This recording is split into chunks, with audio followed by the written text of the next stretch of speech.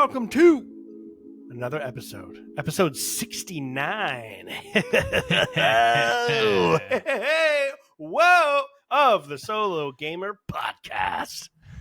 I am joined by Kyle this evening. Kyle, what's up, man? How's your last week been? Catch us all up. Good, man. Staying busy. Still spending a lot of time at the gym. Been enjoying that whole process. I can say I'm at a point now where I actually enjoy being there. It's like become a part of my daily routine. Yeah. So it's not something that I'm like, begrudgingly going to now. Which has not really ever happened for me before. I mean, I guess I should say when we were living together in Linwood, it almost got to that point where we were like, we were like consistently going, and this felt like a part of the day, and it almost felt like it felt like my day was off a little bit if we didn't go. So I've gotten to that point now where it's like it's become so ingrained into what I'm doing now that I don't know what else to do with my day. So it's kind of nice.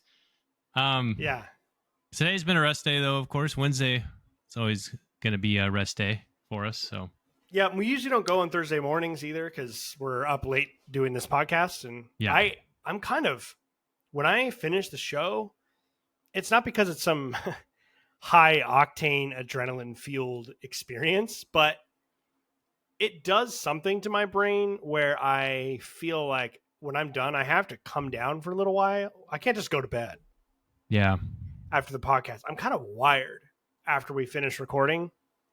So even if we finish at 9 or p.m. or whatever, it usually takes me a while. So it's like, Thursday mornings, I feel like I'm going to cancel more often than I will if we go in the morning. So we're going to go tomorrow night.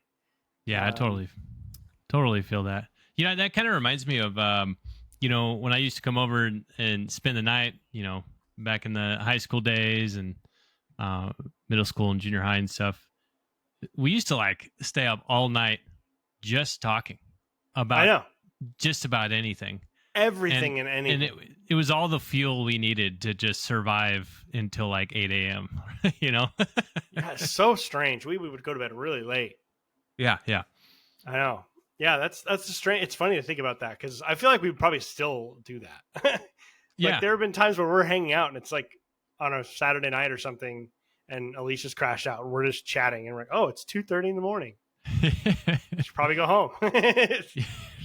It's funny. It's just weird. It's funny how that works. But yeah, obviously. Oh yeah, go ahead. Sorry. Oh no, sorry. I was just gonna say outside of that, I did start BioShock.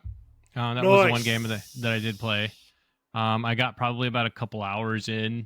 A lot of fun. I really love the intro. That's about all I'll say about it for right now because I know we're gonna do the episode on it. But yeah, it's been fun getting back into it. It's I think at least a decade, if not longer, since I played that game. So that's fun. It had been a while for me too. I had never played the remastered version before.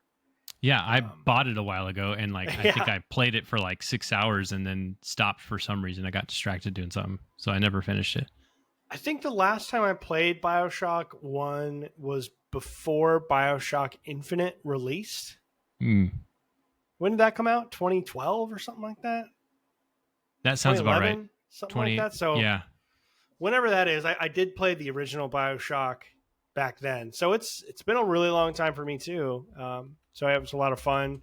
So for those of you listening, we're getting close. I've already finished it. Kyle's working on it. Taylor's working on it. So it's probably only going to be a few more weeks. Yeah, it won't take me long. So you have plenty of time. It's not a super long game. If it's a game that's been on your backlog or you've been in the mood to replay it and you want to participate with our experience point on BioShock, probably a good time to get started. And if you're not worried about, you don't want to worry about feeling rushed, you should have plenty of time to start it now and finish it by the time we do our episode. I was going to mention 2013, by the way. 2013. Okay, cool. So that was probably around the last time I played the original. It's a little before then.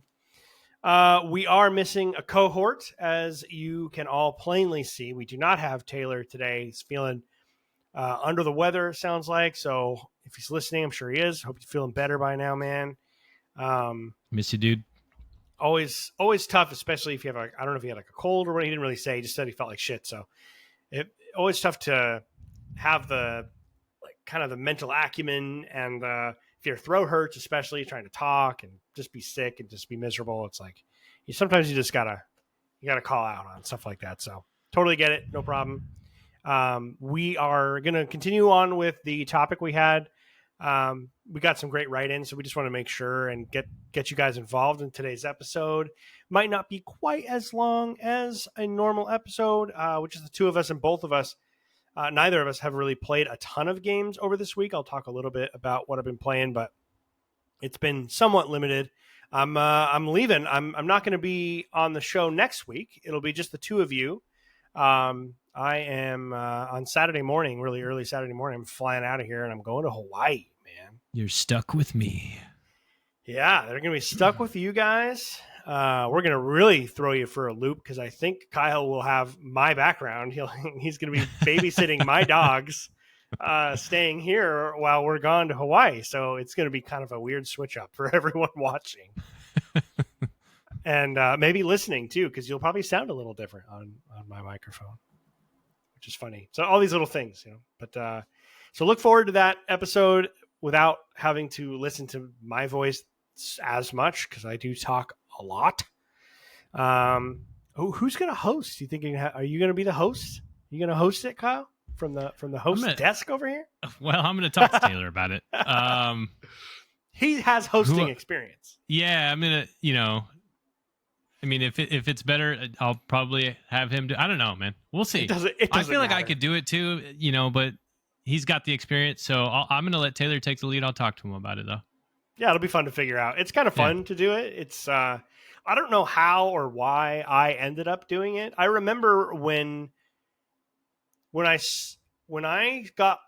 started this show and I was like mentioning and talking with my old friend Arthur.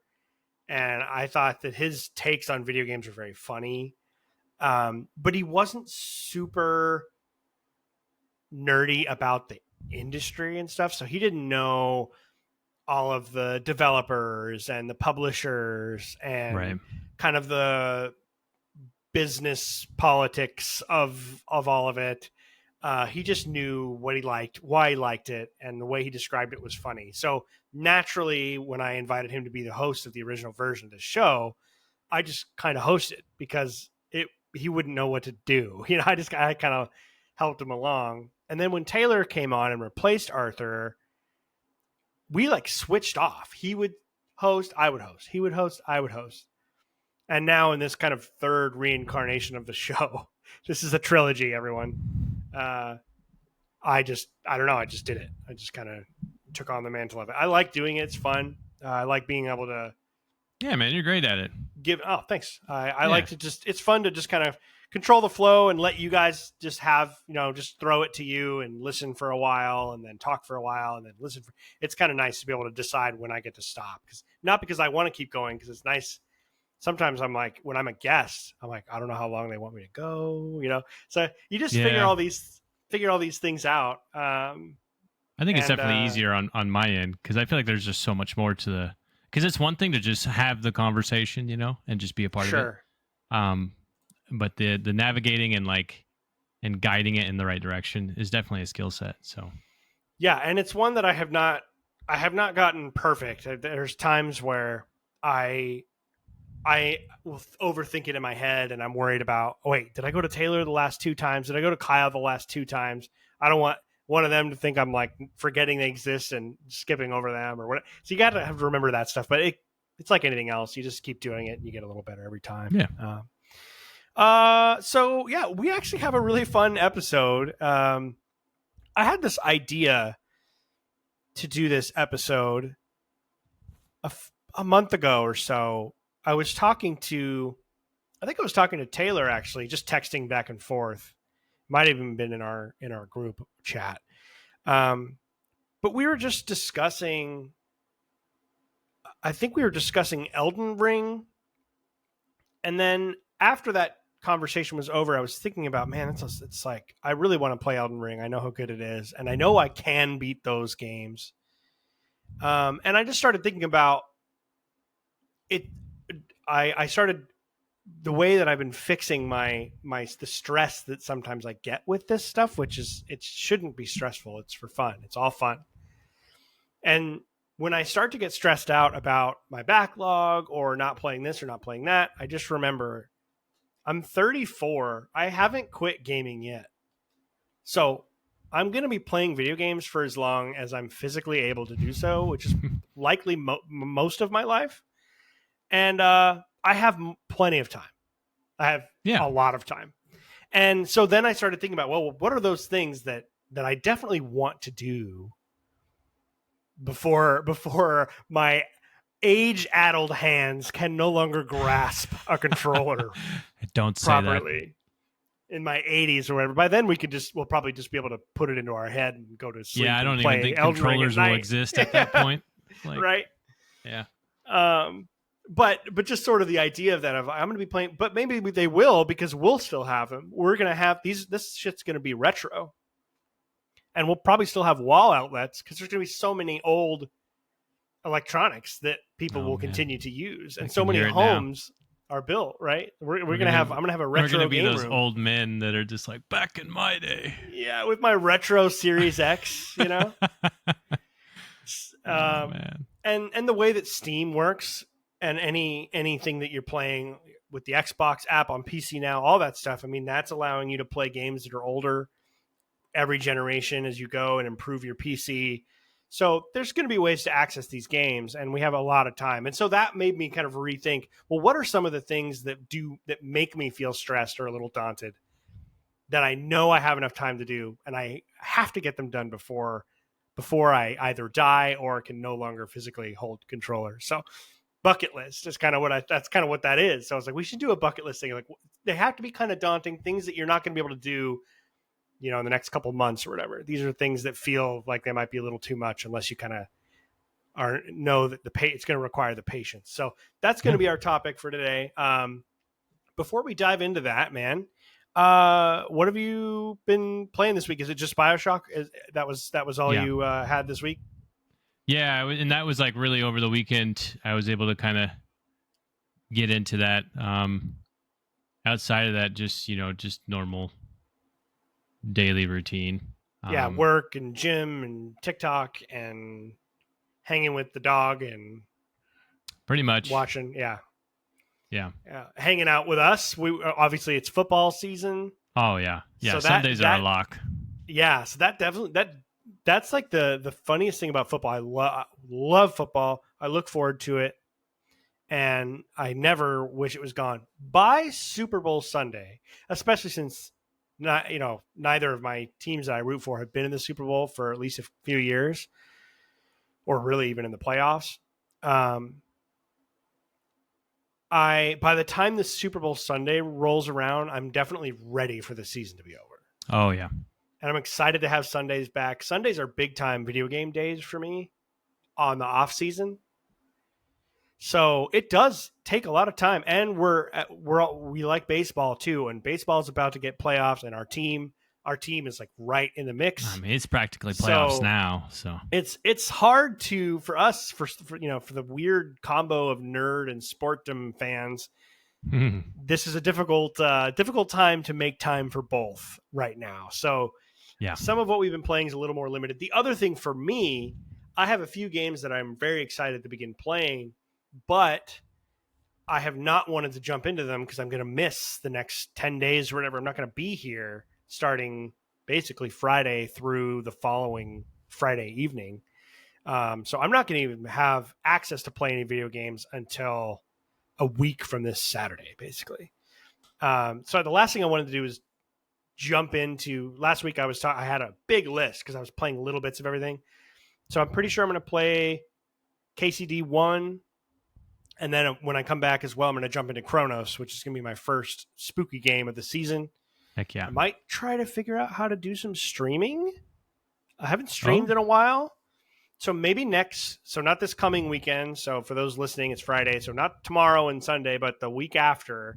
Maybe if I have the energy and the time, maybe I'll do like a Saturday night stream and I'll play some Chronos. And if anyone wants to jump on and hang out for a while and and do that. But I definitely want to really get into Chronos when I return. I just didn't want to play it, get invested into a new IP, a new universe, new lore, a new mystery, and then just cut it off and come back 8 days later and be like, what the fuck?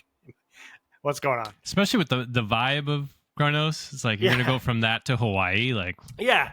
I Dude, mean, come on. And it's perfect because we'll get back. It'll be late September, heading into October. Perfect timing, spooky vibes, PSLs. Let's go.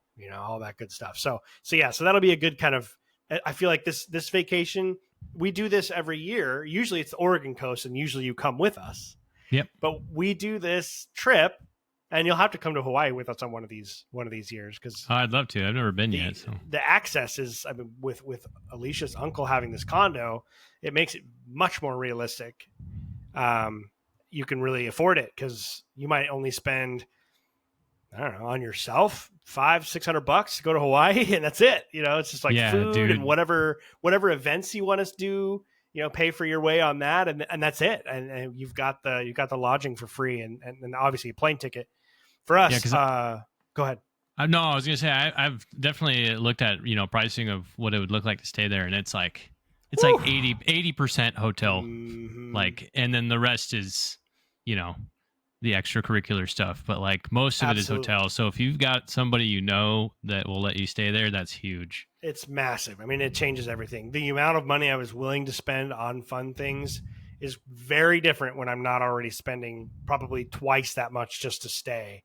Yeah. I rented a car. The car rental was a little more expensive for sure. It's like after I paid for the insurance on it, I always get the insurance. I can't imagine driving a rental car uninsured. I don't know how.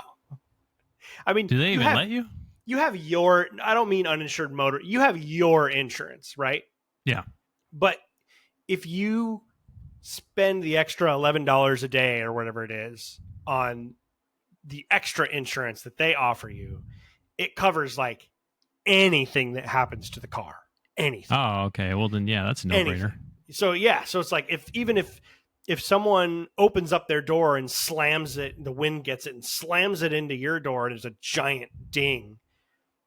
Even if it's not your fault, you still have to pay for that. Your auto insurance, my driver's insurance is not going to pay for some random ding on a rental car. So I pay for that in case, a rock skips and hits the windshield or whatever. Like I'm not paying a dime for anything with the car. So it was like $370 for a subcompact SUV for a whole week. Like, that's okay. It's not that bad, with the insurance, and that's taxes and everything. So that was probably one of the more expensive things. And then I'm doing something really cool for dinner for Alicia's birthday night, and which I'm not even going to say just in case she happened to like walk by down here and hear me because it's a surprise.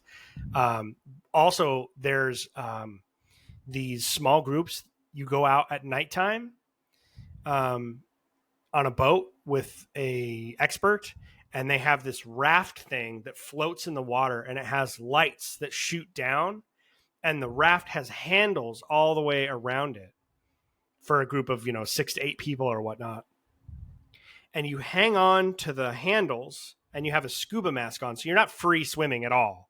You have a scuba mask over your and you just keep the tube way up above the water level. You look straight down, and at nighttime, the lights from this raft makes I think it's plankton or maybe it's algae. Planktons are living creatures. Algae is like a plant thing. So right. I don't know which it is. I will learn, I'm sure. They teach you all about it. But the manta rays, they don't care about people at all. They're totally cool with you. They're like, yeah, that's fine. They're like domesticated, basically. And you watch them eat. They come right up. Apparently, some of them will even brush you. You can't touch them, but they can touch you.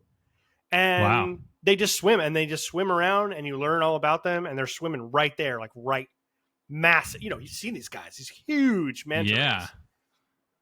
And that is cool. Yeah, so I paid money for that. I was like, fuck yes, dude. I love animals so much. Like, I feel like I screwed up somewhere in my life. I should have been some kind of biologist or veterinarian or something like that. Or I You know just what they say? love It's animals. never too late.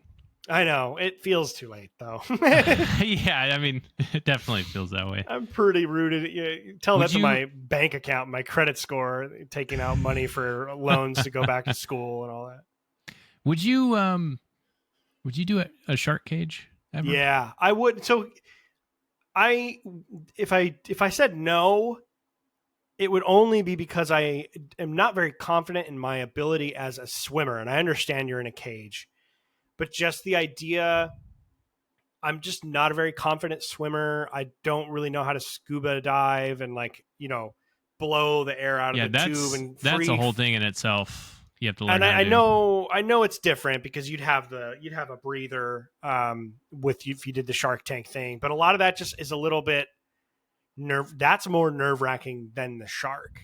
Like, every part of me wants to go into a cage and be down there with a shark. Yes. I just Yeah. don't know if I don't have there's a phobia name for like fear of the ocean. I don't whatever I know that what you're is. talking about. Just that just endless deep blue blackness, just the idea of everything that could be in there, right? Yeah. I don't have that fear. I always say I have the same fear of that as I have a fear of heights. I don't freak out about heights, but I have great respect for, oh, holy shit, that's Yeah. that's a steep drop. Like, I'm going to be careful. I feel the butterflies thinking about it, but I don't Yes. get that horrible sweat line, like Yeah, there is a anxiety inducing difference. fear. When that fear becomes crippling, that's a whole nother level. I Yeah. get like that. If there was a giant spider on my wall, I would be frozen. Absolutely. Oh, yeah. Like right Yeah. now, that is true fear. So I would do all of that. I would really need someone to take me through step by step. Like, this is how you use this this breather and the mask, and I just want to make sure that I know what I'm doing and I don't give myself the bends coming back up. Like, that shit scares me because Yeah. I'm not confident. But if I could, if you could put me in a box where I didn't even need that and you could put me down below water, then yes, the shark part, 100%. Yeah, I'd be I down want to be too. like that lady petting the sharks, dude. Yeah. They're so See, cool.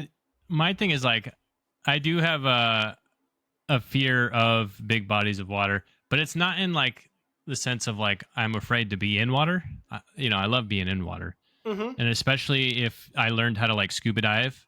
The thing is when you're scuba diving, you're well aware of your surroundings. You can see everything around you, and so you have time to react or notice things, in a sense. Um, to me, what really creeps me out is when I'm floating above water and I can't see underneath me. Sure. That's what worries me. Mm-hmm. Especially if I'm in an ocean. Obviously, like a lake, it's like whatever, what could be underneath me, anyways. Yeah. Um, but in an ocean, for sure, being out in the middle of the ocean and just floating above water, that creeps me out 100%. Yeah, it just feels like you're suspended in space and anything can go wrong, Yeah. And not even just creatures, but just the way the waves. I just have a great amount of respect for the ocean, which means some of that is going to be will register in my brain as fear. You think about those things growing up in Oregon and Washington and being close to the beach, the water, going there as a child, you just learn.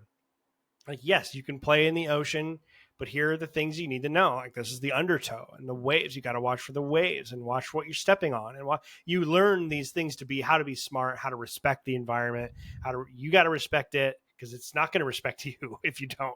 Yeah. And you're not paying attention, a wave hits you in the back of the head or whatever, and boom. You just have to be alert and ready to go and take it very seriously.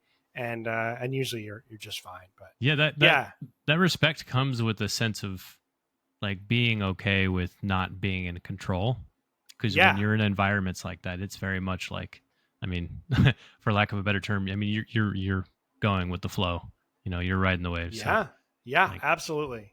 So when we get to that point, it's like I'm just doing everything the guy tells me. I'm not doing anything outside of the ordinary. I have a terrible fear of having to breathe. I don't like breathing through my mouth and knowing that if I dip this tube down too low, it'll just rush with water like right into my. Yeah. I don't No, like. that takes getting used to. I did it when I was in the Philippines, and there were a few times where I messed it up, and then you're sucking in water, and the next thing you know, you're kind of like hyperventilating and slightly freaking out. That feeling is really uncomfortable, and it takes a little bit of practice before you're like, okay, I think I got this.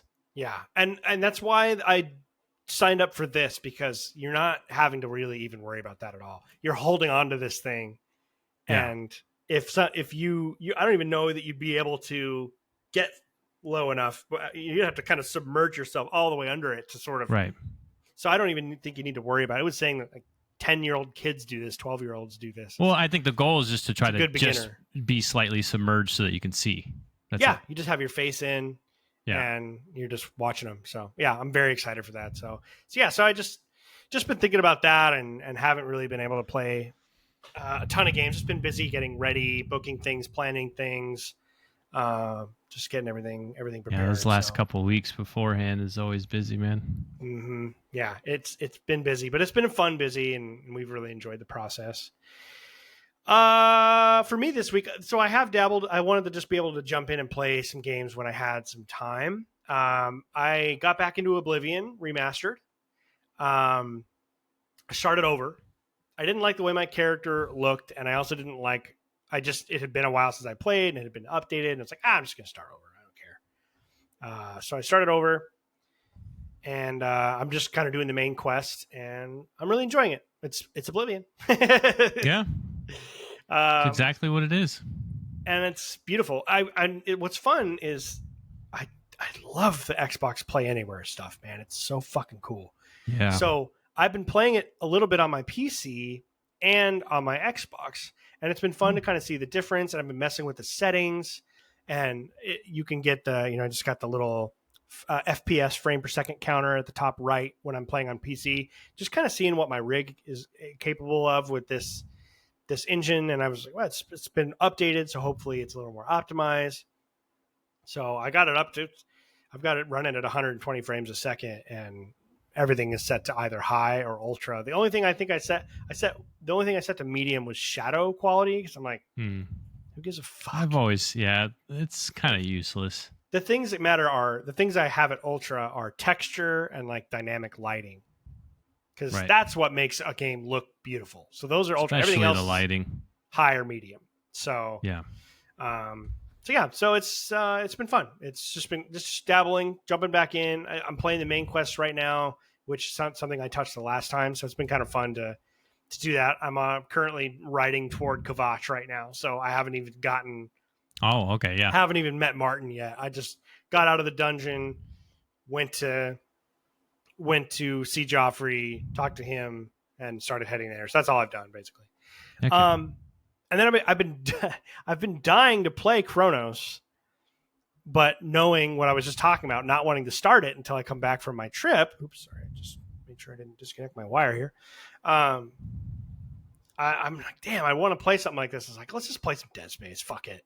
There you go. Let's get some achievements. So what I did was I started it this morning, actually, before work.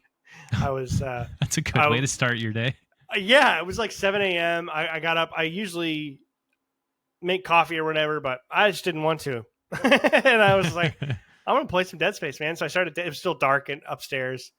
So I started that. I put it on hard. I'm doing New Game Plus. So I'm going to try and get another round of achievements on this one. Cool. Just for fun.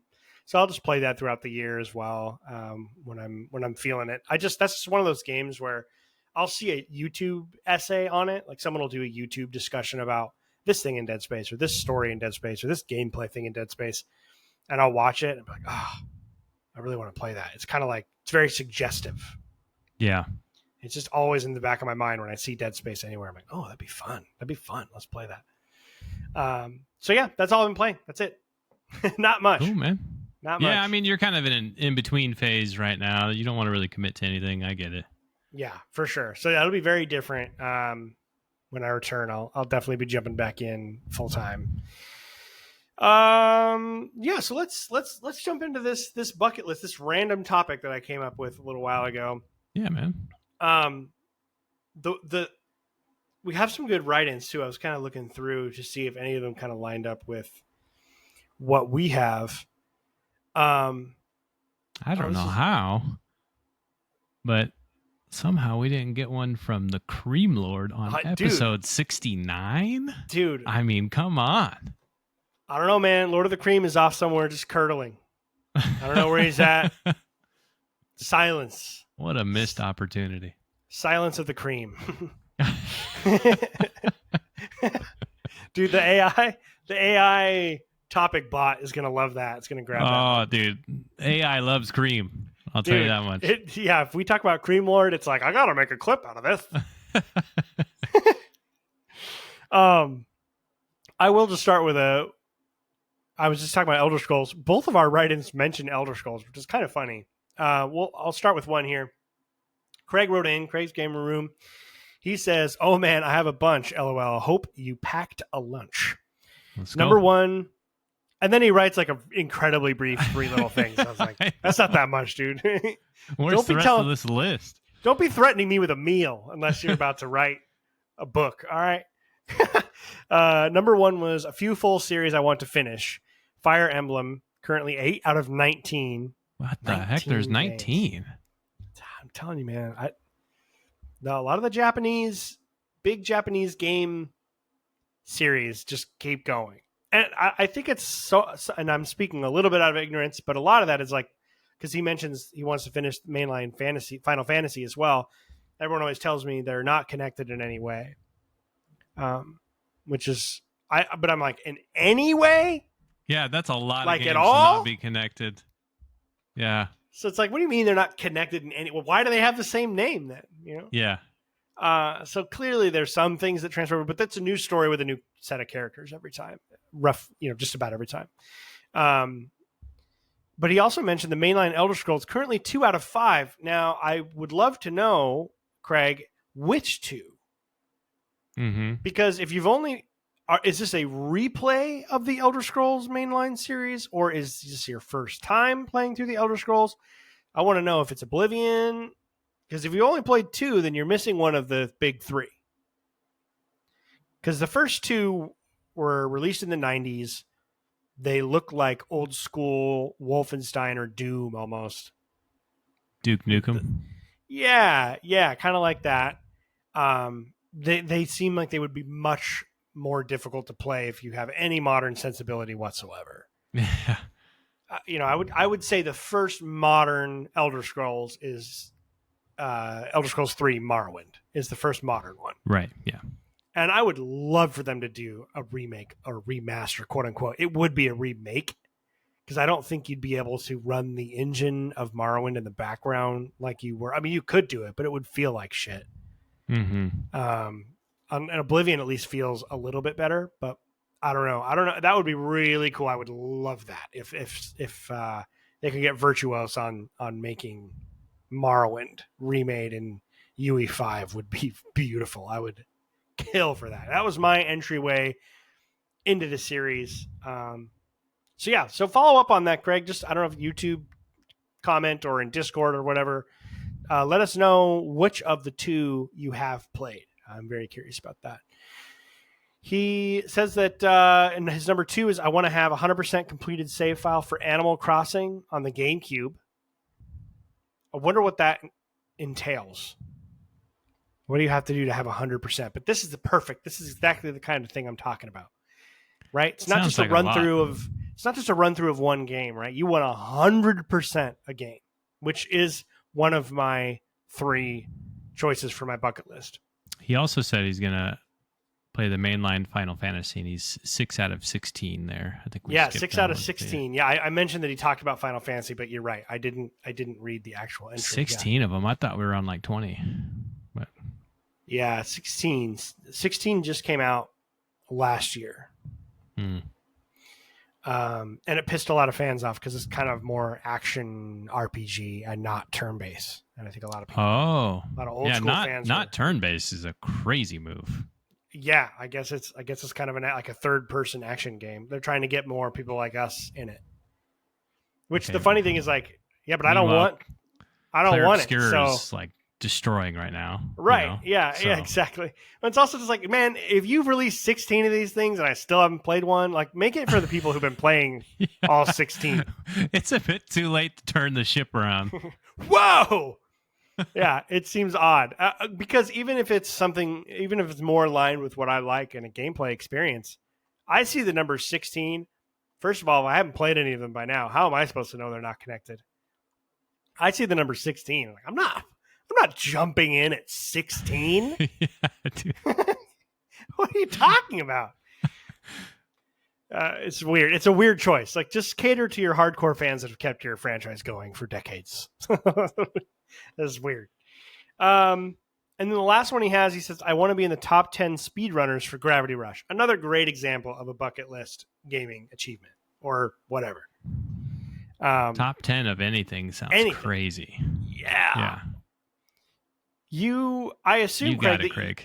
You know what it takes. You must know who, or at least what the times are for the 10 fastest speed runs of Gravity Rush. So I would like to hear if you've tried that. How close are you? Where do you currently rank? If you do, let us know either next week or. I also want a montage of all the crash outs of you trying to get there. Man, yeah, it's just not the way I approach games. I know a lot of people love that stuff. My bandmates, the bassist in our band. I say my band, like not like I think I control it. Just mine as it's all of ours. He is super into the speedrunning community for Halo.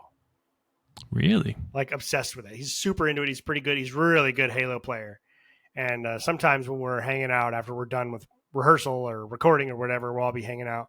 And him and our drummer will jump on and they'll start running the specific speed run of different levels just for fun to see if they can do it. And if they hit any issues, they just hit restart.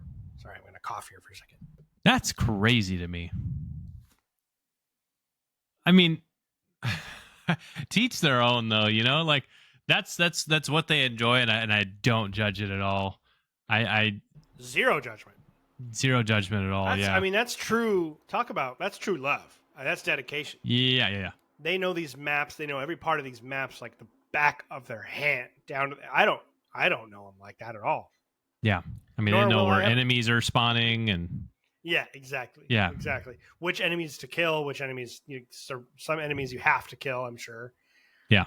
To get through. So yeah, interesting community speedrunners. It's just such a different part of like what the royal you gets out of I know playing video games. This is you see those clips of like. To me. You see those clips of people like beating like super long games in like 10 minutes, and it's like, yeah, how did we get here? They just figure out the trigger points. It's people who like to exploit things within the mechanics within games as opposed to just the experience itself. So it's cool. It's cool stuff. So I think I'm going to go kind of in order of staggering the idea of it being daunting. So least daunting to most daunting is the order I'm going to take because I have 3 of them and they're definitely a little bit separated. The easy one, and I wonder if this might be one of yours. So I might be stealing one of yours, Kyle. I'll jump in if you do. I want to get 100% and I don't really do platinums or 100% achievements unless I find them to be. I don't love a lot of the extra work. Yeah, it needs to be reasonably achievable for me to even consider it. Yeah. So I want to get 100% achievements of the achievements for the Mass Effect Legendary Edition. Okay. I've looked. And just in my one playthrough alone, I got like 64% of them. Dang. So a lot of them you just get by playing the game. Right, you just play through it, and you're going to get a lot of the achievements. And there's other things you want to get. Play the different classes and stuff like that. Yeah. Right. So there's some that are class based. The hard part, and the reason that it's a bucket list item and not just something I'm going to do next week, is it's going to require 2 playthroughs, because the way, and just for me, it doesn't have to require 2 playthroughs, but it's going to, the way that I'm going to do it. The number one straight up most difficult thing is the fact you've got to beat them all on insanity difficulty. Yeah. So if I'm going to play on insanity difficulty, I'm definitely going to play that on my usual shepherd that I'm hyper familiar with. And soldier is by far the easiest class. 100%. Because you have the most health. And I know that you might not reach the tip top power level that you would with like a straight up biotic. But especially in the first game, like biotics, you're usually lighter armor. Your guns do less DPS. And for the first half of the game or so, your powers are not that significant. So you have to really survive. And I'm not going to be able to do it without being a soldier and just having all the guns at my disposal and inching my way through. So that alone is going to require its own playthrough to get the insanity. So I think I might do that actually first when I decide to do this, because that's going to take the majority of the time, just playing through the games. And I'll look along and see if there's any small achievements that I can get while doing that. But then there's other ones where it's like, I can't remember if it's like, there's some biotic class stuff or whatever. So I would have to play another one. And there might be some related to certain choices that I know for romances, a fact. I think. Romances, maybe. So I'm going to do a second playthrough just on regular difficulty as a biotic. I've never actually done that. And I'm going to do Renegade, and I'm going to do Femshep to get to. And I'll use her playthrough to sweep up any of the last few achievements. But that one is by far the most attainable of the 3 I have. It may be about equal with the other ones that I have in my mind. The other one, it's just really about the time you put into it. Time invested. It's time invested, and I know I'm going to be willing to do that at some point. I don't care. I'm going to play it. Yeah. I'm going to do it. So it's just, time investment. I'm going to make it happen. So that's my first one, 100% achievements. That one was more of a like honorable mention for me, so not necessarily on my list. And it's not even necessarily completing and, completing all the achievements. Yeah. But it's just, I do want to play an insanity playthrough. That's for sure. Yeah, man. It'd be cool to have that achievement. Yeah. And I would have to go soldier too. I think it's the easiest. It makes the most sense. Like you're saying, biotic obviously outputs more damage eventually, but at the end of the day, it doesn't make up for how durable you are as a soldier, in my opinion. No, it just requires more of you, which might make the gameplay experience more fun if you're playing normal. But for insanity, I'm going to have to solo a lot of stuff, and it's going to be really frustrating. I'm going to die a lot.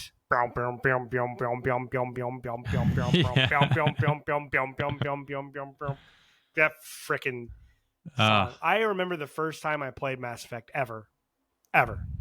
So I was only like a sophomore in high school.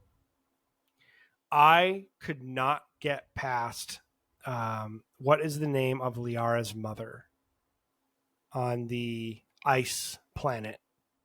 Yeah, that's where you find the queen Rachnid. Yeah, the Asari matriarch is what you call her until you meet her and find out that it's Liara's mother. But I died so many times to her for whatever reason. I think that was the first. Starts with a B. I think so too. I think you're right about that. I died over and over and over. Benezia. Thank you. Mm-hmm. I was like a little baby after a while, just like, this is fucking bullshit, like this. I just had to stop and come back to it and beat it later. So I'm sure I'll have a few of those moments on Insanity for sure. So just got to stay calm. Dude, that's another, sorry, a little side note. What? Another great dialogue. I think Mass Effect 1 is so good. Dude, Mass Effect 1 is incredible. Yeah, I mean, obviously there's the Reapers and your interaction with them, but then your interaction with the Queen Rachni as well is also really cool. Oh, it's so good.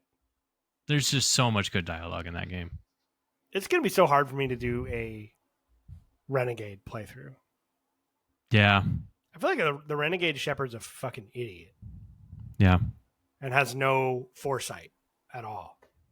But then, like, ultimately makes the right decision at the end of the day. Like, for the most part, I mean, obviously, you know, Renegade cuts a lot of corners, but is like somehow deep down, you know, still on the good side. Yeah, you got to figure out that balance. Yeah, I mean, because that's the part that feels kind of unnatural. Because like the dialogue definitely sounds like, all right, this guy could like totally decide to side with Saren here.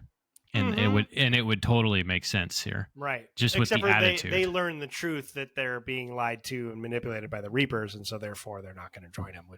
But yeah, you're right. There's always something that makes them just smart enough to not get stuck there. But I just always wonder, like, why am I inspiring all this leadership when I just treat everyone around me like shit all the time? I know. Hey, because, you know, you put your boot on their throat, man. I guess. That doesn't really work in real life, you know? No. Like in the beginning of Mass Effect 1, you know, after you get back up on the ship after the beacon knocks you out or whatever, and Ashley's in there, she's like, it's my fault. I activated or whatever, and you just be like, yeah, it is your fault, you idiot. And you're like, damn, like, dude. Why would you, what the fuck? What are you talking to your soldiers like that for? Like, take some damn accountability, man. It's horrible leadership. So, anyways, that's my first one. What's yours, man? What's your first one? Yeah, I mean, if we're gonna go in order of, I guess, you know, difficulty in a sense. You don't have to do that. That was just me. No, I think it makes sense. The first one for me is more of an effort issue that I have to be willing to push myself, and it's kind of a general statement, not even like one specific game. But if I had to pick one, it would be Alien Isolation. But the general theme of it is... My brother in Christ. I know I have to play Alien Isolation because I know it's an incredible game. But the general theme of it, for me, is that I want to, like, at some point, push myself past the threshold of this fear of horror games because I know there's so many really good ones.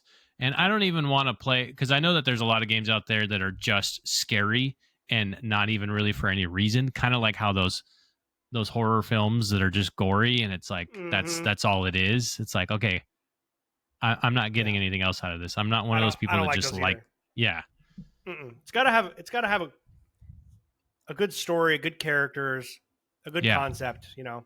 Yeah, so that's what I want to do because I know that I'm missing out on some great games because I just hate that feeling of horror games. It's did you hate coffee at any point in your life? No, you know, that one is, I know that people say it's an acquired taste. I did hate beer. That would be a good one to say. The acquired taste thing. What I was really going to say is it's similar to acquired taste, but it's more about the actual practical, what that means. When someone says something's an acquired taste, it's kind of a cop-out. It's sort of like, oh yeah, it's not good at first, but you will like it. Nobody will just like something. The reason the word acquired is like you have to endure something before you realize before your brain realizes, oh, I got serotonin out of this. This was actually enjoyable. Right. And that's what makes it acquired, is that it's like, I also have an incredibly hard time with scary games, and I won't play. To your point, I won't play a lot of scary games, but it's like it's about finding the thing within it that makes you excited about it. That isn't the horror part. Yes. So, like, you know, for me with Dead Space, it's because or even before Dead Space with like scary movies, my bridge to scary movies was Alien because I loved science fiction. Right. And I became so obsessed with that universe as I watched the movie. I was very scared to watch the movie the first time. I think I was like 14 or 15 or something when I watched it. Yeah, that's... But it's got such a feel to it that isn't even about it being scary. They put so much effort into making you into bringing you into this extremely realized world, this very lived in industrial kind of cyberpunk dystopian corporate Yeah, world. there's so much more to it. And that's what keeps bringing me back. And then then you've tricked yourself, and you're also like, the part that, like, the fact that it's scary is kind of cool. Like it's like a weird, your brain is tricked all of a sudden. So what game do you think? I think Dead Space would be perfect because you can shoot everything. Dead Space is good for sure. What would you want to play first, or as a kind of to dip your whole foot into the world of horror games? I guess Dead Space would be a good one to start because I can defend myself. It's a little bit more of an action shooter, right? Mm-hmm. That always kind of like helps me get my feet wet a little bit with that, because Alien Isolation is all about being smart about, where you go. That's essentially it. It's like knowing how to be in the right place at the right time. And that's, you got to outsmart it. Yeah, and that's going to require you to be caught a lot of times to figure out how to beat it. That's the part that I'm like, that's going to be rough, but I know it's going to be rewarding. And I'm sure that there are other games out there, which, shout out if you are listening, let me know if you have played some horror games that have like that are really rewarding in general and not just scary. Because, I definitely want to know what I should be looking for in that, because eventually when I get comfortable enough, I know that I can get past that. Yeah. And I know that I'm missing out on a lot of really good stories and good games. And I feel you on it. Like, I can't play those Outlast games. Yeah. I just can't do it. And they're just too, I'm so defenseless. And it's funny because I play Alien Isolation, and I guess that's because, again, back to that same thing. Alien Isolation is probably more similar to Outlast than it is to Dead Space, because you got to run and hide. Mm-hmm. And I don't really like that. I don't like that feeling. It's fun to walk down a scary hallway with your gun ready, Yeah. Like Last of Us Part 2 has some survival horror moments in it. But at least you can do, even if you're running, you can do things where with Alien. But Alien, again, it's the same thing I was saying with when you're choosing any horror game, pick something that you're interested in that's not related to the scary part. I just love those movies and that universe. Mm-hmm. So that's my hook in. I'm going to deal with the fact that I don't usually love this design because I love Alien so much. And now it's tricked me. And I'm like, damn, I want to do that more. That was crazy. And when I finished it, it was just like, oh, it's just like take a big sigh of relief. Yeah. So I think Dead Space is definitely, I could not think of a better place to start, honestly. Yeah. I think so too. It's also just like a perfect game. So it's like, it's just, you can't really beat it. And it's got a little bit of everything that you'd like. It's got mechanics as far as upgrading your weapons and figuring out the best ways to deal with the different kinds of enemies, like all the kinds of things that you like. You're upgrading your armor, you're learning more as you go through. So it's a nice, and it's not too long. The nice thing about most horror games is they're pretty much all under 20 hours. Oh, yeah. Which helps, because it's just too much. Yeah. I mean, at least how many... The Last of Us is obviously longer, but at least there's a lot of like good moments where you're taking a break. Yeah, Last of Us Part 2 is all over the place. There's lots of story moments, dialogue moments, there's action, there's straight up just action, there's platforming, there's exploration, and then it's got those spikes of scary, really scary moments. I mean, Dead Space is basically those scary moments in Last of Us Part 2 just kind of stitched together for like a quarter of the time. Yeah. Which I know I'm going to have to take breaks, because even in The Last of Us 2, it definitely it pushed the envelope a little further than the first one. And there were definitely several moments where I was like, all right, I've had enough for today. Like, and that's okay. That's why it's fun to play a horror game plus something totally different.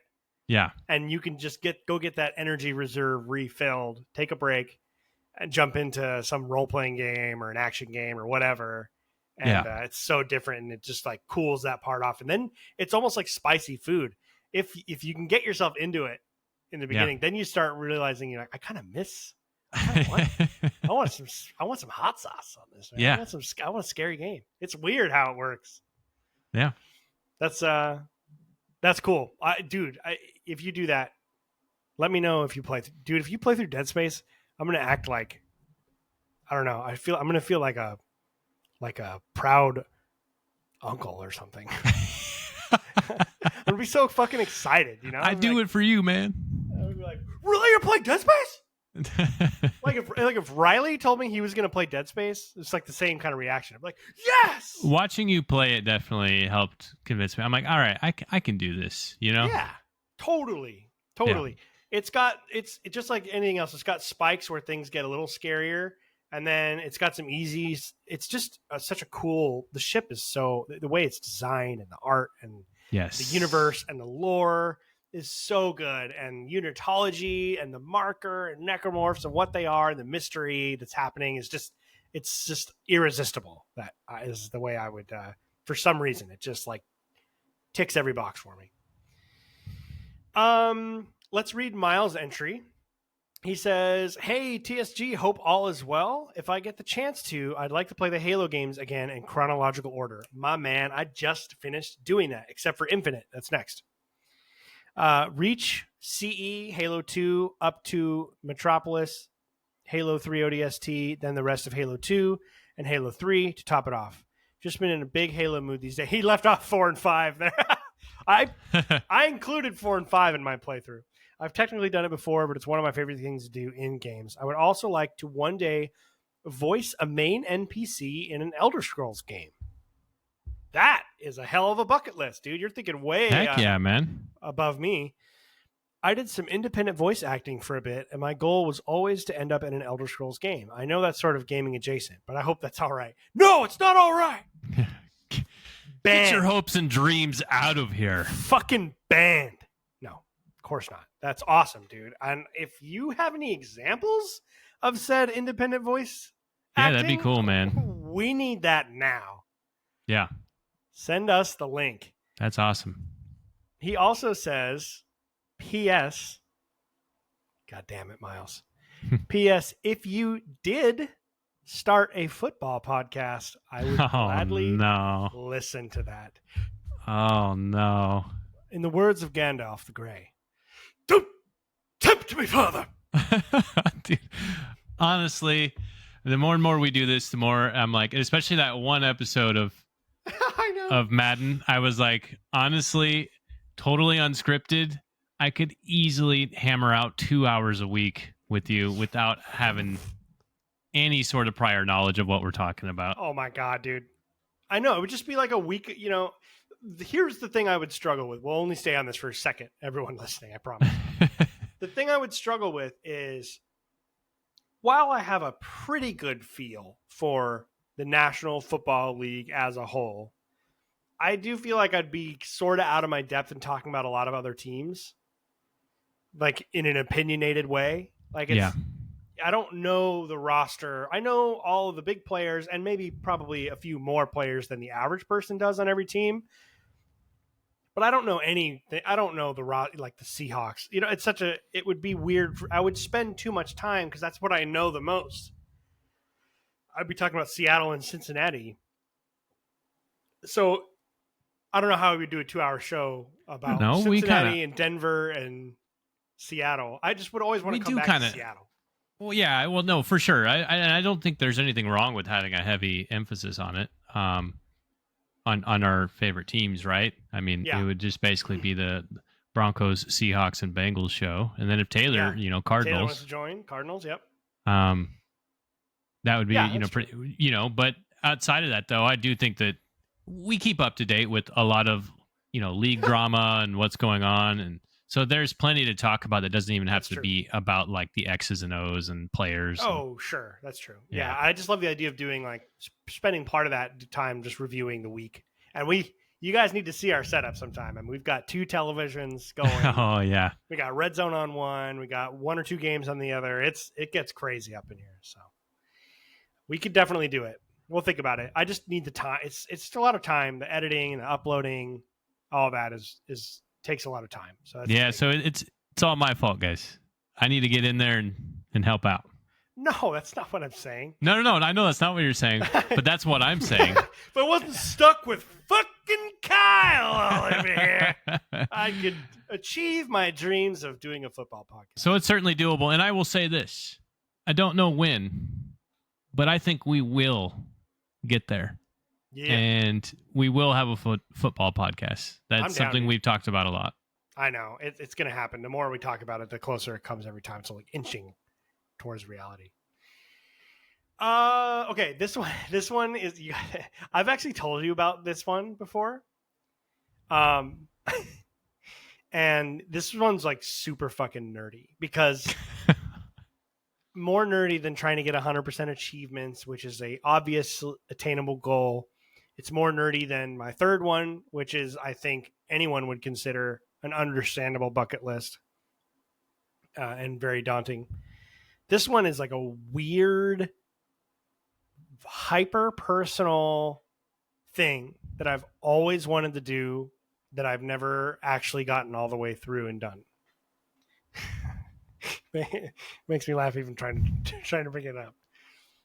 So what I want to do is go through. I want to start in chronological order, historically, play the most accurate end result campaign in Total War from the earliest time all the way through the latest. So it would be like Pharaoh dynasties, and then it would be like it'd be Rome, Attila.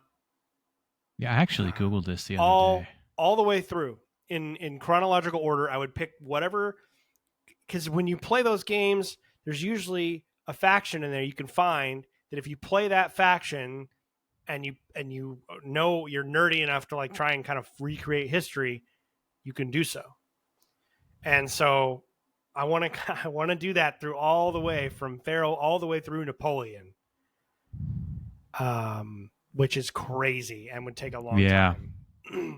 And then go back after I'm done with all those grand campaigns and do a bunch of the specific DLC campaigns that generally usually will take place either before or after the events, the historical events of those primary campaigns. Right. And then eventually I could make like a YouTube video that shows you the end state of all of these campaigns. And I just think that would be super cool and a lot of fun. Heck yeah. Would you throw Troy in there? No. Yeah. No, because the Pharaoh dynasties is Troy kind of now when you put it together. Yeah. And we don't know jack shit about Troy. We barely know anything about that era at all. But the one thing we do know is that Ramses, I think the fifth, is it the fifth or the second? One of them.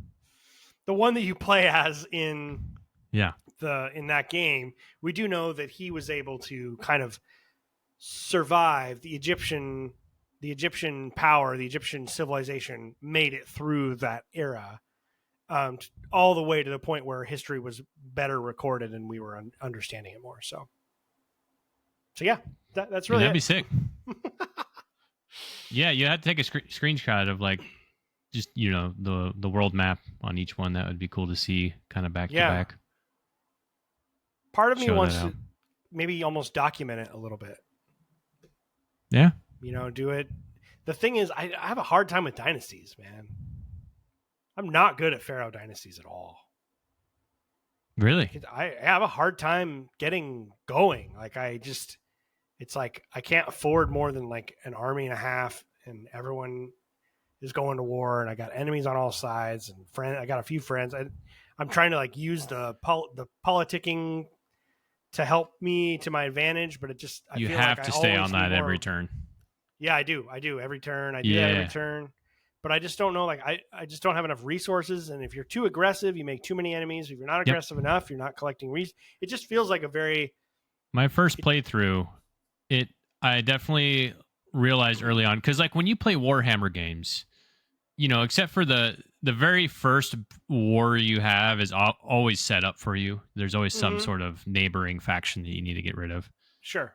Um, but outside of that, for the most part, you have the freedom to kind of select who you go to war with next. Yeah.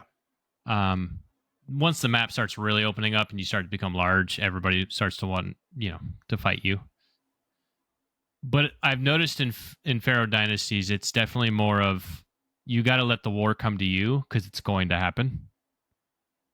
Because the last what I did that I realized was a mistake was like early on I was like picking wars, and then I found myself fighting in every direction because Yeah. there were some wars that were just kind of inevitably going to happen because you're fighting for the crown. So I think it's, number one, you gotta trade with people because you are going to run out of resources. So you need to find your Yep. one resource that you can just stockpile on and start trading with people. Okay. Number two, don't pick too many fights because they're definitely going to come to you, especially if you're trying to be the pharaoh. And I would just Yep. stick to those kind of Yeah. So that creates natural enemies because you're all vying for the top. yeah, Yeah, it's just tough because I'm trying to expand a little bit to have a little more money and power and resources, but then I get into a fight with like the other cultures, and then someone's attacking me on my other border who's Egyptian because I'm getting. Yeah, I just have. It just doesn't. It's not coming natural. Some Total War yeah. campaigns come naturally to me. My thing, like especially early on, if you can't crush that faction in like 10 turns or less, Don't do it. don't do it. Yeah, because you're gonna Okay. spread yourself thin, and then a war is gonna come that you really need to turn everything towards, Yeah, yeah, and you're yeah. kind of It's just screwed at that point. a lot of idle time that I'm not used to. I mean, not that I'm a hyper aggressive. I like the empire building, but I just feel like in Rome 2, I kind of always have a plan, and the plan will pretty much go the way I want it to because I'm Rome. And as soon as you start taking stuff over, you just have money just starts pouring in. I mean, the game is designed for you to simulate the rise of the Roman Republic into the Roman Empire, Right. and that happened because they destroyed Carthage, who was their biggest rival for trade throughout the Mediterranean. And once you own Carthage, you've got the whole like Mediterranean, and you're just trading with everybody, and you're just unlimited money. It's Yeah. like, and then you just create armies and just keep going, and it just blows up, and you can go just pick your directions, and Yeah. Not to mention so one of your units can kill three of theirs. right. Yeah, Yeah. exactly. Yeah. Your units, especially once you get later into the like after the Marius reforms or whatever, and you get the Legionnaires, Yeah. and they're all like very heavy infantry, heavy melee infantry, and they're they're very broken. Yeah. You're just like a buzzsaw. It's a lot of fun. It's one of my favorite moments is having those late stage Imperial like Legionnaires with the scaled armor. I mean, Oh yeah. those guys are just fucking unstoppable in that game. Yeah. Unless you flank them or whatever, but AI can't figure that out. So I just steamroll everyone. Yeah, so, and it's just fun. It just sounds fun to me. It's also a way to get me into some of the Total Wars I haven't played as much. I find the ones that I really enjoy and are comfort food, and I stick to those a lot. So it's kind of a fun way to get back into Three Kingdoms or Shogun 2, which are two that I like, but I just haven't played quite as much. So I actually haven't even played Shogun, so I need to Shogun get 2 into that. is amazing, dude. It's Yeah. really, really, really, really good. Definitely highly recommend that. I would like And to do then, that too at some point. That sounds like fun, because I've watched right? a lot of those historical YouTube videos where they use a lot of like Total War like battles and stuff while they're narrating it and like kind of like explain to you what happened historically, and they utilize the Total War games to like kind of show you how those battles played out. Yeah. And so it's always kind of made me feel like, man, that'd be cool to kind of like actually play through historically what happened. Yeah, I mean it's not perfect, but it's fun, and you kind of get your own stories out of it, and your generals and stuff. I mean, you still get it's not as much of a limitation as it sounds, right? Like, oh, I have to Right. pick. With Attila, it's a difficult one because Attila is about the end of the Roman Empire and how it got divided and conquered. So you could play as any number of factions, but I think the one that would make the most sense that I would do for this series that I want to make is I would play as the Eastern Roman Empire and just fucking survive because they become the Byzantine Empire, which then later, after the Muslims took over, then became the Ottoman Empire. So the Ottoman Empire, all the way until it fell at the end of World War One, is a weird, built on the foundations of the Roman Empire, which is crazy. So Yeah. I feel like that would be the most, and that one it's all about surviving. You're going to lose a lot of territory, and you just gotta withstand it and re-expand and assert and survive, which is cool. Survive Attila, survive the Vandals, survive whoever comes at you. You know, all these guys. So the tough one would be like medieval, but the cool thing is the medieval 2 has so this will, I'll end this one and get to yours next, because Yeah, no worries. medieval 2 is a little dated now. It's a great game. So you could either play through those the campaigns. They came out with these DLC campaigns, which is like, it's like the Crusades is one of them, and they're like in chronological order. So it's the Crusades, and then I think it's the English, like the wars that England had trying to found the United Kingdom by subjugating Wales and attempting to subjugate Scotland, ultimately failing until much later, and Ireland. So that's kind of cool. You can play as the English or the Scottish or whatever. Is that when they were saved by Mel Gibson, I believe? Yeah. Sorry. Yeah. That's what that's the time. Yeah. Okay. Cool. Have I told you? Have you watched Outlaw King? No.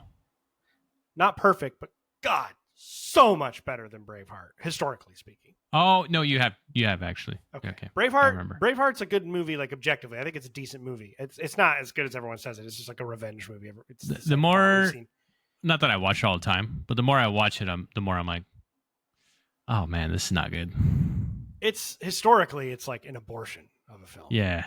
I mean, it's, and I'm pretty chill with history movies. I don't need everything to be, I'm not the guy sitting there being like, well, you see the button on his lapel, it's not quite right. Like, that's not the kind of history movie, but we won't get into this, but that movie just basically says, hey, fuck you, history. We're just going to lie about everything. We're going to change every detail in this entire story that we can, and we're going to make everything wrong. Everything you see, we're going to make wrong. Every place is going to be wrong. Every date is going to be wrong. Every person is going to be wrong. Everything everyone does is wrong. Everything that all the outcomes is wrong. It's like, why did you bother?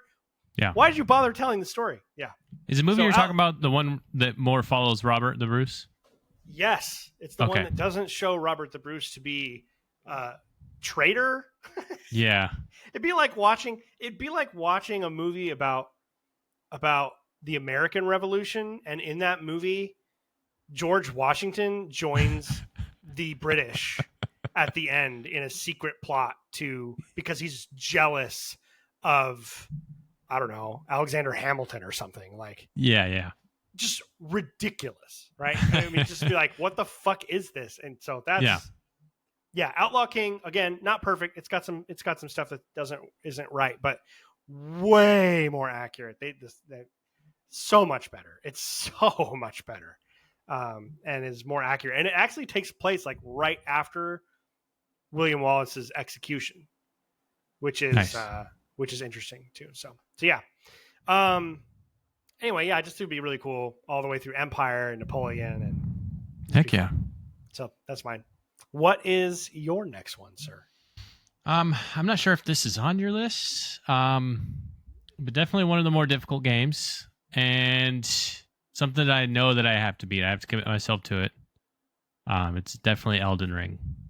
I think it's an absolute shame that I have not played, or I shouldn't say I haven't played it. I have played it, but I have not really gotten very far. It kind of kicked my butt and left a bad taste in my mouth, and I was like, I can't do this right now. But I know that I can do it. I definitely could do it. It's just, I realize how much work it's going to take. I understand it's incredibly rewarding. So that's why I feel like at some point I'm going to have to sit down and just dedicate myself to Elden Ring, because it's definitely one of those games that, at least from all of my knowledge and all I've read about it, that is like a generational game that needs to be played. Yeah, yeah. It's just kind of a moment in time, like place and time. You just need to be at the right spot to be ready for it and to do Yeah. it. And you can definitely do it. We're just going to combine ours because mine is somewhat similar. Okay. And then I want. I mean, obviously, I'm going to come back to you because I've been talking a lot more than you have.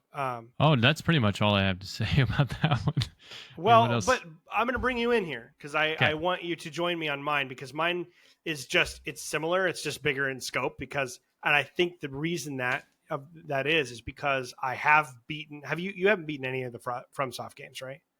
No, I mean, in fact, this is the first one I've really played. So Yeah. See, so that makes sense to me because for me, having beaten one of them, that's like, well, now I know I can do it. yeah. So it's like my scope is like I want to play through all the FromSoft Souls like games. Dang. I just throughout my life, I'm not talking about sitting down and Yeah, playing that's through all too these much. games. Yeah. But over the years, right? Like maybe every 3 years, down one of these bad boys. Yeah. I just have to decide on the order. Like, do I want to go to because they remade Demon's Souls, which was kind of the first Souls game by FromSoft. Came out in like 2009, I believe, for PS3. Right. And then, of course, you get the Dark Souls 2, which wasn't directed by Miyazaki, I don't believe. But and then you got Bloodborne, and then Dark Souls 3, and then I think Elden Ring, right? Did it go from? Oh no.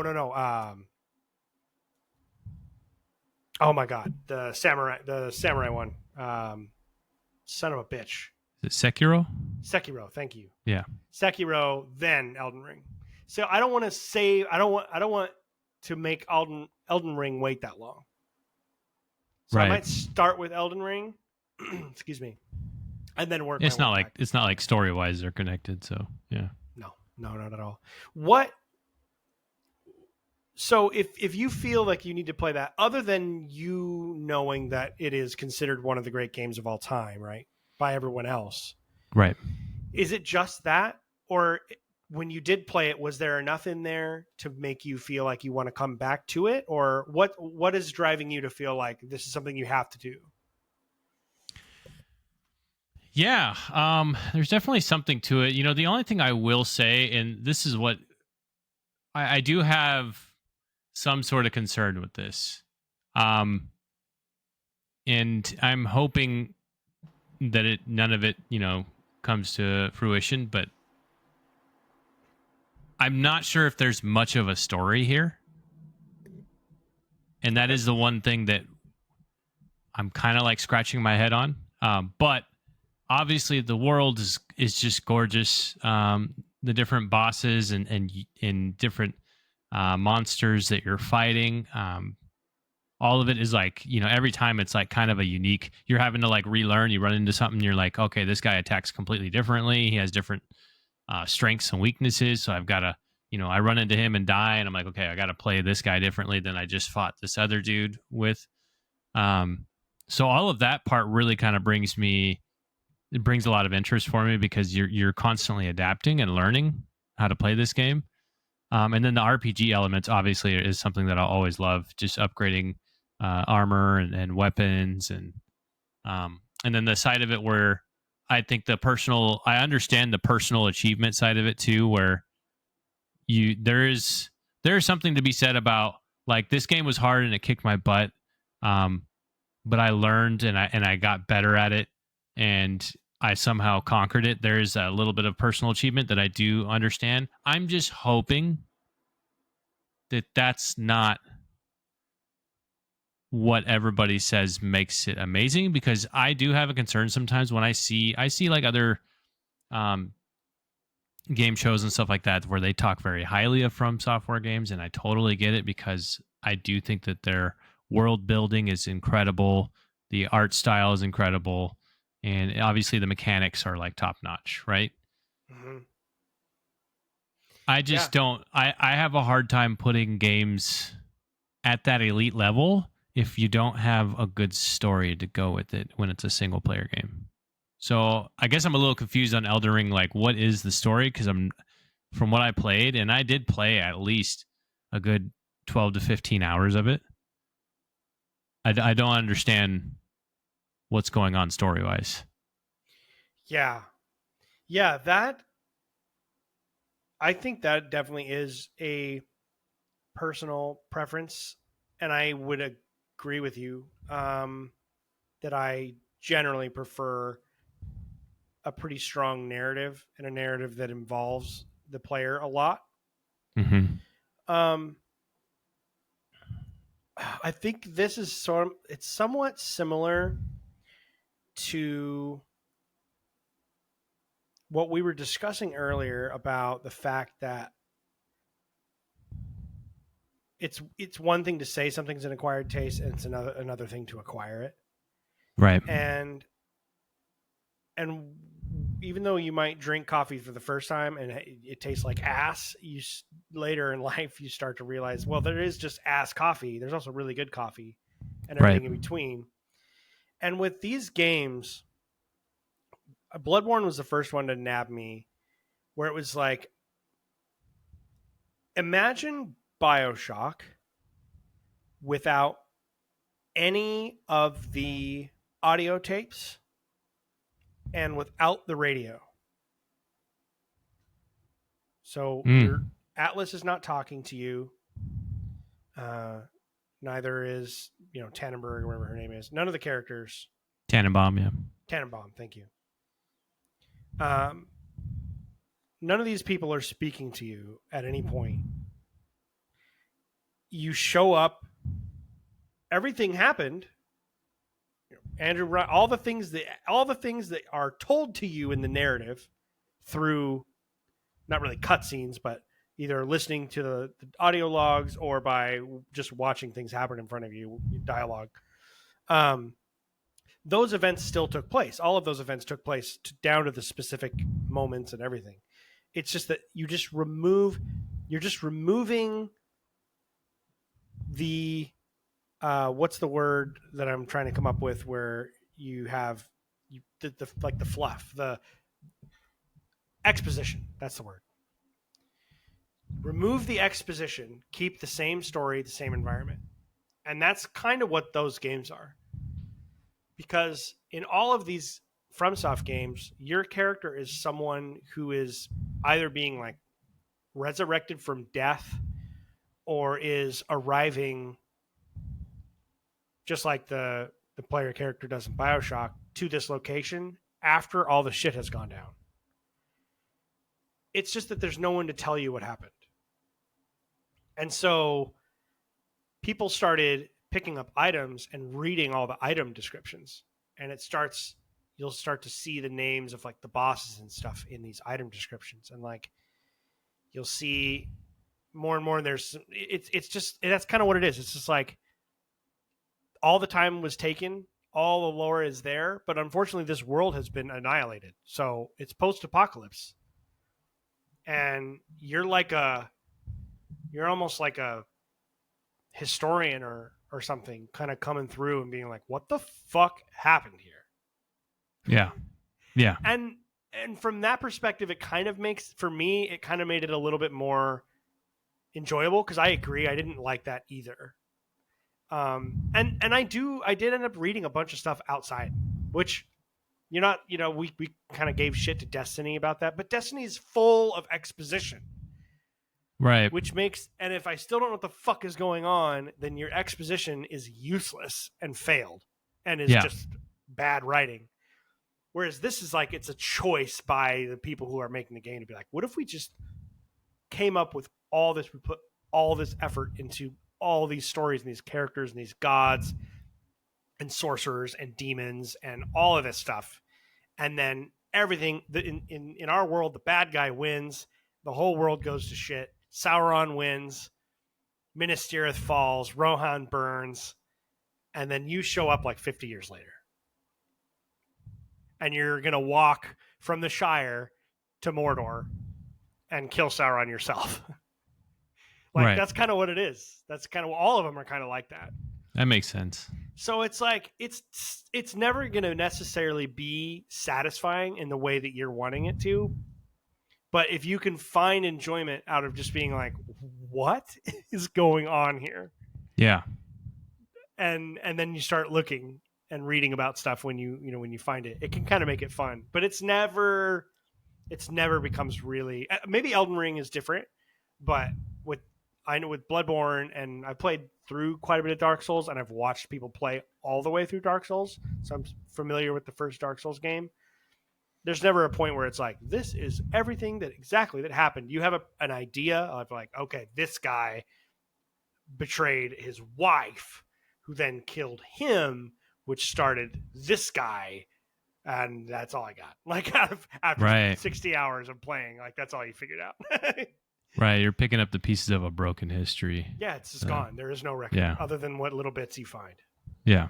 And it's kind of cool. And it's got that lonely feel to it. Yeah. And that's the atmosphere kind of hits a little more. If you were to, it would just, it'd be like wandering around Chernobyl right now. Right. Without a guide. Right. Which is an interesting thought. And like the idea of a fantasy, a dark medieval fantasy Chernobyl is kind of cool. Yeah, absolutely. So I don't know. That's how. And I know I know there's something that I'm missing, and I also feel like, some of those clues would most likely piece together the later on you get in the game, right? Right. Yes. It just felt like that first 15 hours of just like getting my ass beat, and then also not knowing what's going on was like, right. Like what? Why am I doing this? Yeah, it does, because the story, it's for you and I are both definitely motivated by, like, I was just playing through Mafia of the Old Country, and if that game didn't have a story, I would have quit a long time ago. Yeah. But I was motivated. I wanted to see what happened to the character. Yeah. That was enough for me to just be like, I know there's only a few hours left. I'm just going to play it. So, yeah. Anyway, so someday I want to look back and do it all again. And heck yeah, man. Including Bloodborne, because Bloodborne but I haven't played. I've played a good amount of Dark Souls trilogy, but I've just always gotten stuck and just kind of frustrated. And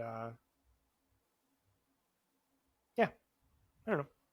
Yeah, it'd be fun, man. They're just great games, They're objectively great. And it would be cool to be like, yes, I finally did it. Like, I know I'm good enough to do it. I'm just not good enough to be naturally good at it. Yeah, you're going to have to grind it out a little bit more.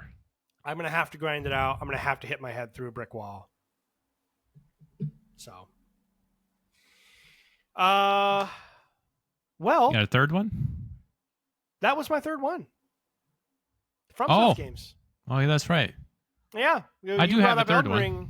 Okay, cool. Oh, cool. I thought that was your third. Cool. Well, I didn't even think about it. I was like, wait, actually, that is your third one. Let's wrap it up with your third then. Bring cool. it in your third.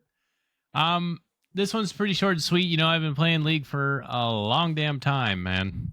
And the best that I've done is gotten to like the bottom tiers of platinum, which is still pretty good. When I look at it, it's like, I forget what the percent. It was like somewhere within like the top 15 to 12% of the country.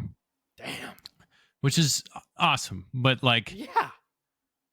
And I am proud of that, but I have a lot of friends who, reach diamond and higher, and I play with them, and a couple of them have been on my team that I played for amateur tournaments and stuff like that. So I've played alongside them, and I know that I have the ability to be at that level. It's just hard because in order to grind and get yourself up any further, you've got to play a lot of games, because a lot of it is rolling the dice. And when you're playing solo queue, you're going to get a lot of crappy teammates. And so there's a lot of ups and downs that you don't control. Totally out of your control. Yeah. So you got to be willing to really grind it out. But so my goal would be at some point, because I know I want to get to diamond, and then I can retire from League happy. And know I have nothing left to achieve there. Would you, though? No, I mean, it would. I just say that in theory. But if I got to diamond and then I was like, on my deathbed, I'd be like, all right, I did that, you know? Yeah, that's true. And there is something to be said for having a game that you've already invested so much time in. Yeah. And investing it more, and knowing that you got everything you possibly could have gotten out of it. Yeah. Like, it's almost justifying the time you did spend in a weird way, even though it requires you to spend just as much time as you probably already have to get there. Like, how difficult is that for you? Not for me, right? That's a totally different scale. For Yeah. you, for a battle hardened player of League, like, what would it take for you, both hour wise and dedication wise and team wise? Like, if you started that tonight, that goal, what in like realistically, when would you be achieving it? How many hours? Yeah, I mean, because it's not even just about how long I would have like to do it for. It's about how many games I would have to play on a consistent basis. Like, it would be quite the overhaul. Yeah, I mean, you'd be looking at playing, several hundred games a year. Probably, even more so than that. To really start climbing up and above, that platinum range. Because I've only ever, I've put in a couple hundred games on any given season, and I've definitely gotten to plat 4, plat 3. I even got up to like plat 2 at one point. But then you've got you've got Emerald 4 through 1, and then you finally reach Diamond. So it's like two whole tiers above. But Diamond 4 alone, I'm looking at it right now, is the top 1% of the country. So well, actually, no, it's the top 2.4%. There's only 1% in Diamond 4 in general in the country. Okay. Wow. But yeah, do even you that. think this is something you're going to do? Truly? Not anytime soon. But in your lifetime? Yeah, I think I could. Yeah, dude, absolutely. I have to have the time. Right now, my focus is just on, fitness and health right now. And once I get to our game, and we're playing the story games and football. Yeah. Yeah, absolutely. So, at some point, when things start to kind of like slow down in my life, which I feel like they inevitably will, but my only concern is that at that point, will I be too old? Yeah. How much will the game have changed by then? Right. Yeah. As it brings in new players. It's a bucket list, something that if I don't do it, it's not the end of the world, but it's definitely something where, like, because I don't, there's definitely tiers above that. Like, there's master, grandmaster, and then challenger. And at that point, you're talking about like the top, like 50 players in the entire country. I don't have any desire to be that great. No. It would take, that would require your life. Yeah. That's Diamond to me is a very respectable rank where you can safely say, like, there's a very small percentage of people who have played League ever. That's more than respectable. Yeah. So, yeah, that's pretty intense. That'd be very impressive. I hope you do that. Yeah, man. And it's just one of those things too, where like similar to Elden Ring, where I know that I'm capable of doing it. Right. You have to be willing to put in a lot of time, because it's not the thing about playing ranked with League. It's not just about how skilled you are, because being skilled enough will get you above the lower tiers easily. But once you get into the high gold platinum area, being skilled will only take you so far. And at that point, it's really about putting in the time and effort to really fine tune things and just, getting past all the crappy games that you're inevitably going to have. You just have to keep playing and grind it out. Yep. Can't get discouraged. Yeah. Yeah, it makes sense. It's kind of like being a professional, football player or whatever else. Like, once you get to the NFL, it's like the worst team in the league could beat any team. Oh, yeah. Right? I mean, it could just happen because you've all reached, at that point, you've reached your emerald, your diamond, like you're right there. So it's not about skill, because that's the reason you're here in the first place. So now what separates the people who all have enough skill to be there in the first place? Yeah, it's like we look at people like Myles Garrett, who's just a phenomenon, right? Like he looks superhuman. But realistically, the difference between him and the last person on the depth chart on their team, like, is not a whole lot. Right. Like, these guys are all pretty elite. It's just that Myles Garrett is like 1% better, and it looks a lot better, you know? Because you're at the very top Yeah. at that point. So 1% difference is massive. Yeah. Because there's less examples of it. Yeah, for sure. And to your point about not being in control, he's stuck on the worst franchise in the entire NFL, and I think he's won one playoff game in his whole career. He's a Hall of Famer. Yeah. So it doesn't even matter how really good you are. No. At the end of the day. So, you got to have the right team and the right people, and they're all doing the same thing you are, and everyone's on the same page. So, yeah. Yeah. I always like listening to your meetings and stuff you had with your team, like before and after games. It was cool to kind of hear all the strategy and what you guys were thinking, and it was cool. Yeah, dude, that stuff's a whole lot of fun. And that's just team play in itself. Team play is a whole nother ball game. That's actually something that I've listened to a lot. I still watch a lot of pro games, and they talk about a lot about how it is actually really hard for pro players to climb and be, because you would assume that these guys are the best of the best, right? Mm-hmm. It's like if you took all of like the best quarterbacks in the NFL, but then you put them all together and you made them do like throwing drills where they don't have a team to depend on, you're talking about a very different game at that point. Mm-hmm. And so it's like similar to that, where these pro players are so fine-tuned on playing with their team and understanding the tendencies of everybody on their team and the enemy, that the style of game that you play is very different. Whereas solo queue is much more about like, how can I make the biggest impact by myself without depending on anybody else? Mm-hmm. Because that's what's going to get me further. And so it's actually a really big, topic of discussion, where it's just weird how, these pros are clearly the elite, right? I mean, skill wise, they're definitely far and above like the top ranked league players.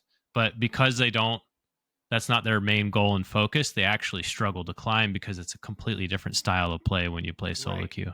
Yep. They're not specializing in everything they need to. They're not. Yeah. Their skill set isn't wide enough to solo. Because they've honed so specifically for what they need to do for their team. And nor do they want to, right? Because if you get good at that, then you start to lack in the team play, and the next thing you know, you're not a pro player anymore. Yeah, it makes sense. Man, whole other world that I'll never even see. Dude, it's through you. I mean, anything you tell me, that's it. I love talking about it. Yeah, I mean, there's like a whole broadcast. I mean, it's its own sport now. Oh, I know. It totally is. Yeah. There's like drama of like signing, and the only thing they don't have is like trades, really, because there's not like a draft, so there's no real like value of that. Mm-hmm. Yeah. But outside of that, I mean, there's really dramatic like contract disputes that go on. Like the most notable one, relatively recently was, SKT T1 is definitely like, they're like the LA Lakers or the New York Yankees of League of Legends esports. They have by far the biggest and craziest fan base, and they have Faker, who's like the Michael Jordan of League of Legends. Their top lane player, because they've gone and won the World Championship back-to-back years. Their top lane player that they've had the same team for a long time. He recently had some sort of weird contract dispute, and I don't know what it was, but like apparently he was working with another team to like negotiate and force SKT to pay him a lot more, and was like basically threatening to leave this other team, which obviously, definitely forced the esports region as a whole to like start to try to regulate that a little bit more, because, in any other real sport, you can't do that. Like, you couldn't, like, in the middle of having negotiations with your current team, like, go and talk to like another team in the NFL in the middle of that negotiation and be like, hey, well, they told me they're going to offer this. The team would be like, no, we didn't allow you to talk to that team. that's illegal. Yeah, it's like against the rules. The NFL set that up to make sure that chaos didn't take over. Exactly. So that basically is what happened, that and then used eventually to happen. That did used to happen. That's so between, crazy. Like the NFL and the AFL. Yeah. Over draft, like they would both draft people, and then like the reps for the teams would be going to the rookies and being like, well, if you come to the Vikings, we're gonna get you this, and then like the AFL team would be like, well, if you come to the Chargers, we're gonna do this for you, like that. Oh man, that's so crazy. The Wild West. Wild West, man. Yeah, it was all modernized. But that's basically what happened, and they ended up losing their top laner because some other team, outbid them, and eventually the SKT was like, "No, dude, this is stupid. Like, you shouldn't even be talking to them. Like, right? You can go have them." Man, that's nuts. Yeah, that's cool. So there's a lot of drama. I look forward to the day you step onto that path and you start telling me about it. We'll document it here. If you do that. It'd be fun to talk about it. From now. Yeah. Especially when World starts to ramp up, that's when I really start to pay attention. There's a lot of like summer league and spring league and stuff going on within each region, right? You've got the Korean region and China, Europe, and America are like the 4 big regions. There's smaller regions going on, but so that stuff I don't really pay a whole lot of attention, especially since our teams are kind of crap. But once Worlds comes around, dude, it's a lot of fun. I definitely start paying attention because you start putting the top tier talent across the world together. It's like having the Olympics every year. It's very intense. A lot of media coverage. It's cool to watch. Yeah, I mean, millions of people watch online, and then you filling up those stadiums. Crazy. Oh yeah, crazy.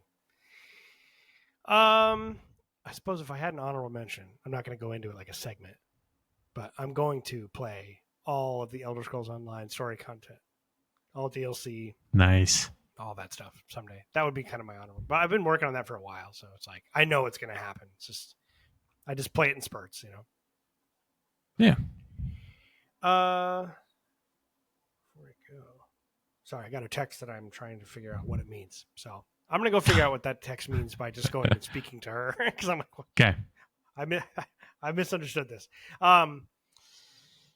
You guys, thank you so much for another great episode.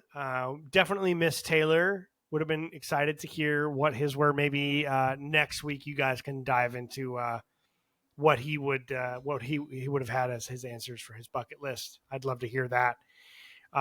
Thank you, Miles and Craig, for writing in. Love the write-ins.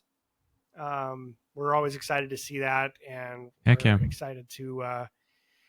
I have no idea what next week. I'm just going to be like one of the listeners. I'm not going to even know what's going on next week until I see the prompt. I know we got a lot of work to do. I'll have to write in. Dude, okay, yeah. No, yeah, you should do that. I will write in. I'll write into the show, and that'll be my piece. Maybe I'll call in on Discord or something. No, I couldn't because we're on Riverside, but that'd be funny. No, I'm leaving it to you guys. I hope you have a great time. I'll show you tomorrow how to do everything. But until then, I'm getting the fuck out of here. I'm flying across half of the Pacific Ocean, which is kind of scary. I'm not afraid of flying, but that's a lot of water. And for sure. We will. She's coming over. She's getting pumped for Hawaii. Hey, everybody. There she is. There she is. So I'm going to leave you guys with that. Everybody have a great, safe weekend, and we will catch you later. Bye, guys.